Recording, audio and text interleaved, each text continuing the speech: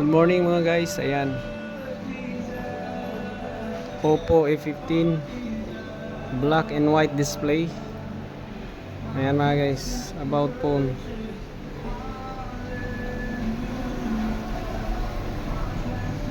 Ayan, walang, so nakita natin CPH. Ayan, wow. CPH 2185 blacks and white screen. So how to fix it? Yan, punta tayo sa additional setting, developer option, then hanapin natin yung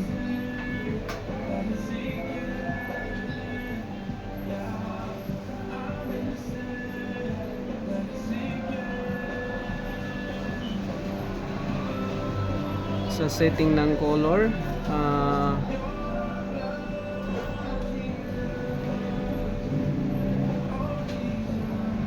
yung simulate color space. Yan, hanapin natin mga guys. So, sana.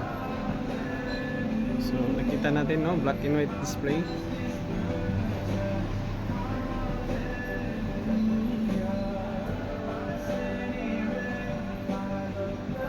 Simulate color. Ito na. Dapat dito natin ilagay. Ayan. Okay na mga guys. Wala na. Salamat sa panood. Thank you.